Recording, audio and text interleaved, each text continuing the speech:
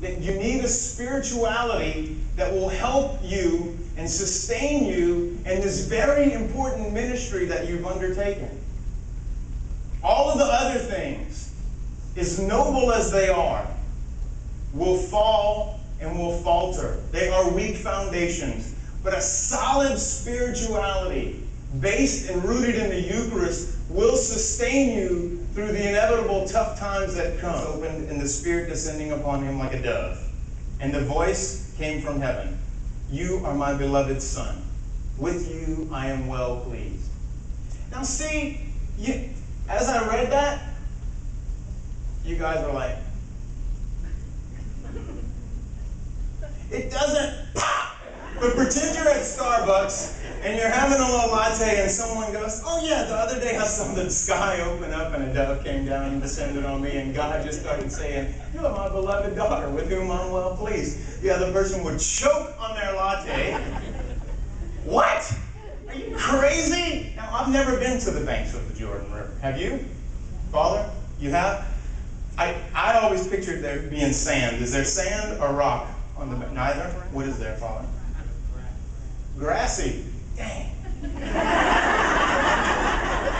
That didn't work for me, Father. I was hoping you were going to say rocks, really. I kind of pictured myself throwing rocks at John the Baptist. So there's grass, and I picture myself sitting on the banks of the Jordan, taking up a lot of space on the grass, okay? Killing it, okay? And watching this guy, John the Baptist, in the water. Now, John was a freak! He was a freak. I mean, even the scriptures let us know he was a freak. Who do you know that wears a camel hair shirt and eats locusts and honey? Like, not during Lent. He's a freak, okay? Like, John was, like, intense, and that's awesome. I'm not knocking John the Baptist, okay? You're cool, all right? He's awesome, but, like, people were mesmerized by him. Even people who didn't follow him, like, went to, like, look at him. Like, come check this freak out. Okay? In comes into the water this long-haired hippie-like dude that nobody knows. See, because you can get tripped up and you're thinking you're focusing on Jesus coming into the water, but nobody knows him. A couple of people are like, hey, he's some rabbi. Joseph and Mary's son. John the Baptist is who they're looking at.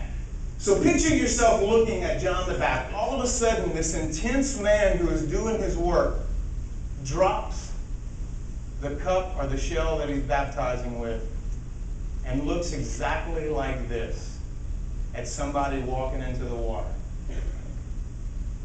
And he starts walking toward it.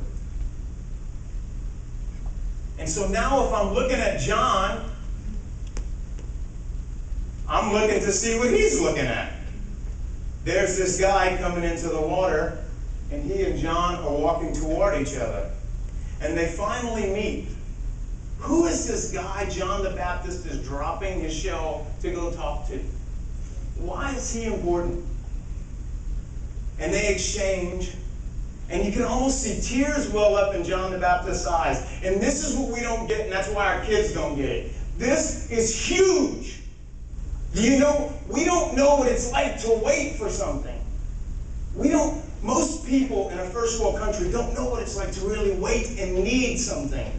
I haven't needed anything in 25 years. He had been waiting. He stood on the shoulders of generations of his ancestors who had been waiting for this man, this anointed one, this Christos, this Messiah. And here he is, he's coming into the water. This is it. I am not worthy to unfasten the sandals, much less baptize you, Lord. And then, now, go into James Earl Jones mode. The heavens part. And James Earl Jones, this is for me, Father, the voice of the Father. Okay? You are my beloved Son, with whom I am well pleased. The Transfiguration, the Father says, this is my beloved Son, with whom I am well pleased. In the baptism account, he says, you are my beloved Son. With you I am well pleased. He's talking to his son. It's a dad having a heart-to-heart with his little boy, who's 30, okay, with his son, because he's about to go and get his butt kicked in the desert. He's about to have 3 of the most intense years ever experienced by a human being, ever had been and ever will be. And he's telling his son, boy, I'm proud of you. You are good stuff. You've got what it takes. Here is my blessing. And he blesses him. And he blesses him. Immediately the Spirit drove him out of the desert. So I picture Jesus like skipping on the water or walking out of the Jordan to go into the desert and be tempted by Satan. But he couldn't do that ministry until his father first reminded him of who he was. And that original blessing. What does the word blessing mean? Chocolate, people, come on. Blessing. I'll eat the chocolate. And why is it important that we understand the meaning of that word? Because a Protestant pastor got a hold of that word blessed, and he developed a whole theology of blessing on it. A whole theology, this Protestant Texan pastor said, blessing, if you're blessed, if you live in God's will, God will give you a whole bunch of stuff. If you're in God's will and you're blessed, God will bless you. You will have the house you want and the car you drive. And so much so that you will be able to live your best life now. Who wrote it? Joel Osteen. Nice guy. Joel, you cool, bro. All right? Not knocking you. Just disagree with you. Now that's an interesting definition of the word blessing. And you know, when I first heard it, it's like spiritual crack. Okay? It's like, ooh, I'm a goody two-shoes spiritual kind of guy. Where's my Mercedes? I'd like a new house, Joe.